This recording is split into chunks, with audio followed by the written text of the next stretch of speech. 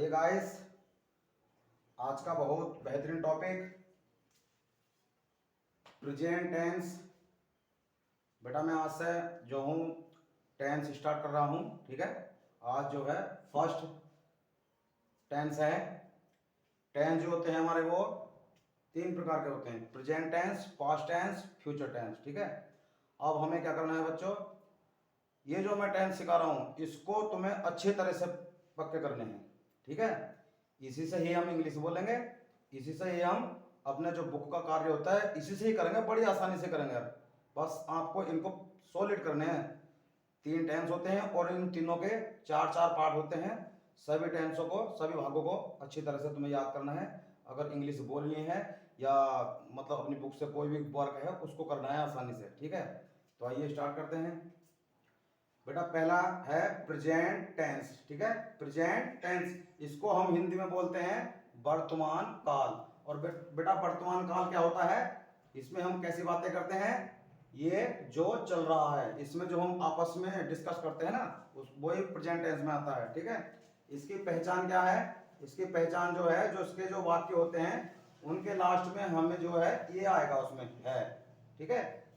जितने भी सेंटेंस होंगे उसमें लास्ट में हमें ये है दिखाई देगा, ठीक है। मान लो मैंने 500 वाक्य इस बोर्ड पे दे दिए और उनके लास्ट में जितने भी सेंटेंस होंगे अगर उनके लास्ट में अगर है दिखाई देगा तो समझ लो हमें कुछ नहीं बोलना, प्रेजेंट टेंस का वाक्य बोल देना है, सेंटेंस, ठीक है। तो बड़ी आसानी से पहचान बताएंगे इसकी कि जो भी वाक्य होते हैं उनके लास्ट में जो है आता है। इसके नियम क्या है, नियम बेटा क्या होता है, नियम से हम क्या समझते हैं, नियम से हमें ये पता चलता है कि जो हमारी हेल्पिंग वर्ब होती है सेकंड नंबर पर आती है, हमें कौन कौन से सब्जेक्ट के साथ में कौन सी हेल्पिंग वर्ब लगानी है। तो फर्स्ट रूल है इसका, अगर शुरू में जो सब्जेक्ट होते हैं आई, अगर ये सब्जेक्ट आई आएगा तो इसके साथ में हम लगाएंगे सही क्रिया एम लगाएंगे, ठीक है। सेकंड रूल है इसका, अगर हमारा शुरू में सब्जेक्ट ही आएगा, सी आएगा या किसी का नाम नाम आता है वो एक वचन में आता है, ठीक है। किसी का भी नाम हो, मेरा भाई, सीता, गीता, मोहन, ये एक वचन में आता है वो, ठीक है। तो इनके साथ में सही क्रिया आएगी हमारी इज, ठीक है। और थर्ड रूल है इसका, अगर सब्जेक्ट आएगा यू, वी और दे, ठीक है, या बहुवचन, बहुवचन एक को छोड़ दो और एक को छोड़कर जो भी इसके अलावा आएगा वो बहुवचन में जाता है, ठीक है। जैसे 2, 3, 4, 5 ये बहुवचन में आता है तो उसके साथ में लगाएंगे आर। बस तुम्हें 12 के भाग में तुम्हें क्या करना है, बस हमें दो बातों को ध्यान देना है। एक तो हमें पहचान, सबसे पहले हिंदी में हमें पहचान याद होनी चाहिए और दूसरी बात हमें जो है उसकी सही क्रिया याद होनी चाहिए, ठीक है। सही क्रिया ये मेन है, इंग्लिश में जो हम इंट्रोडक्शन करेंगे वो सही क्रिया ही कोई देख के इंट्रोडक्शन करेंगे, ठीक है। तो इसमें सही क्रिया कौन सी है, इज और एम, इज, आर, ये तीन सही क्रिया हैं प्रेजेंट टेंस की। कहने को बेटा जो हिंदी का है होता है वो सिंगल होता है एक, और इंग्लिश में अगर मान लो तुम है मानो तो तीन माने जाएंगे, एम, इज, आर, ठीक है। इंग्लिश में जो इंट्रोडक्शन करेंगे वो इन तीनों से करेंगे और हिंदी में जो करेंगे इंट्रोडक्शन वो है से करेंगे, ठीक है। इसको जो आज देखते हैं, मैं एक टेंस को मैंने तीन पार्ट में डिवाइड करा है, ठीक है। तीन पार्टों में एक टेंस को तीन पार्ट में कराऊंगा। आज है पॉजिटिव या अफर्मेटिव सेंटेंस, ठीक है। पॉजिटिव या अफर्मेटिव सेंटेंस, इसे हम बोलते हैं हिंदी में सकारात्मक वाक्य, और मैं और इसे आसानी में बोलता हूं हाँ वाले वाक्य, क्योंकि कोई सा भी टेंस हो उस टेंस के हम तीन ही प्रकार से वाक्य बनाएंगे। एक होता है सकारात्मक, एक होता है नकारात्मक और एक होता है प्रश्नवाचक वाक्य, ठीक है। तो मैं सकारात्मक बोलता हूँ हाँ वाले, और जिसमें अगर हमने वाक्य में नहीं लगा दिया तो वो होते हैं नहीं वाले, जिसे बोलते हैं नकारात्मक निगेटिव। और जो क्या वाले वाक्य होते हैं उनको बोलते हैं इंट्रोगेटिव, ठीक है। उनको मैं आसानी से बोलता हूँ क्या वाले वाक्य। तो आइए इसके सेंटेंस देखेंगे, बहुत आसान है। पहला सेंटेंस का, हम अब बाजार में हैं, हम अब बाजार में हैं। सबसे पहले इसको इंट्रोडक्शन करनी है किस टेंस का है। अभी बेटा ऊपर लिखा हुआ है प्रेजेंट टेंस की पहचान क्या है, जो इसके वाक्य आएंगे उसके लास्ट में हमें ये दिखाई देगा, ठीक है। तो देखो लास्ट में क्या आ रहा है बेटा, है आ रहा है, ठीक है। तो ये प्रेजेंट टेंस का हो गया। आइए करना है, बस अगर आपको सेंटेंस करने हैं तो आपको फिलहाल तो छोटे वाले बोलते हैं इनको, छोटे वाले सेंटेंस स्मॉल सेंटेंस बोलते हैं इनको। हमें कैसे कंफर्म होता है कि इसमें जो है थर्ड नंबर पे मेन वर्ब नहीं आती, खाना पीना सोना धोना ये इसमें नहीं आता, तो इसलिए हम इसको छोटा सेंटेंस ही याद करके करेंगे। इसमें दो स्टेप को फॉलो करना है। सबसे पहले सब्जेक्ट आता है इसमें, और उस सेकंड नंबर पे जो आती है वो हेल्पिंग वर्ब आती है। 2 स्टेप को फॉलो करना है, ठीक है। और जो इनके पार्ट चलेंगे उसमें 4 स्टेप को फॉलो करना है। तो बस सबसे पहले इसमें सब्जेक्ट लिखेंगे बेटा हम की लिखेंगे बी, और बी के साथ में सही क्रिया आती है आर। देखो यू के, बी के और दे के, अगर ये सब्जेक्ट आएंगे या बहुवचन आएगा तो आर लगेगा, ठीक है। तो बी हम की लिखेंगे बी, बी के साथ में हेल्पिंग वर्ब आएगी आर, ठीक है।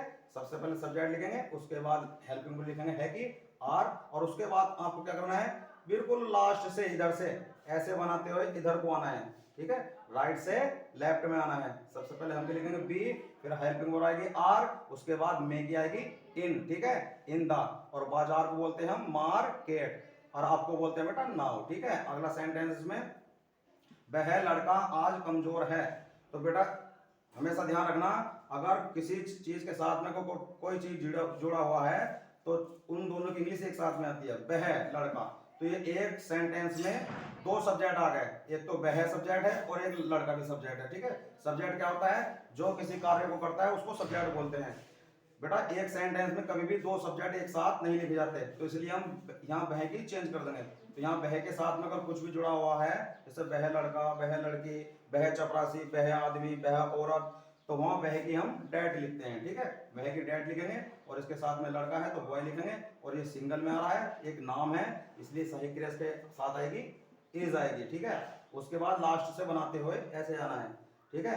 अब कमजोर क्या आएगी वीक, ठीक है, और आज को बोलते हैं बेटा टुडे, ठीक है। नेक्स्ट सेंटेंस देखेंगे, ये लड़कियां आज जंगल में हैं, ये लड़कियां आज जंगल में हैं। तो बेटा इसमें भी देखो ऐसे ही है, ये के साथ में जुड़ा हुआ है, अगर ये के साथ में कोई जुड़ा हुआ आता है, ये मतलब ये करीब, ये से पता चलता है कि ये नजदीक है कोई चीज। ये के साथ में ये लड़के आ जाएं, ये चपरासी आ जाएं, अगर ऐसा ये के साथ में जो जुड़ा हुआ आ जाए तो ये की वहां पर लिखते हैं हम देज, ठीक है। और जो उसके साथ में जुड़ा हुआ है उसकी इंग्लिश लिखते हैं। लड़कियां हैं इसके साथ में तो गर्ल लिखेंगे, लड़की, ठीक है। और ये सिंगल नहीं है, ये प्लूरल हो रहा है, बहुत सारी लड़कियां हैं, तो बहुवचन के साथ में हम सही क्रिया जो आती है हमारी वो आर आती है, ठीक है। अब मैगी लिखेंगे इन द, और जंगल की आएगी फॉरेस्ट, और आज की आएगी टुडे, ठीक है।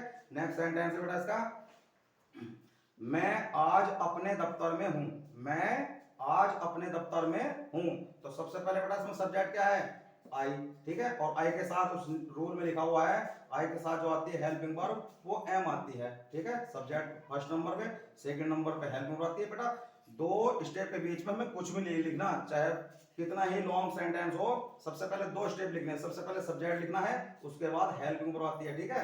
आई के साथ एम आएगा, और उसके बाद हमने मैं की लिखी, और उसके बाद है की लिखी, ठीक है। उसके बाद इधर से ऐसे, इधर से कितना ही लॉन्ग सेंटेंस हो ऐसे बनाते चले जाओ, ठीक है। इसके बाद क्या है बेटा, मैं की लिखते हैं हम इन, और इसमें दा नहीं आएगा क्योंकि इसमें अपना लगा हुआ है।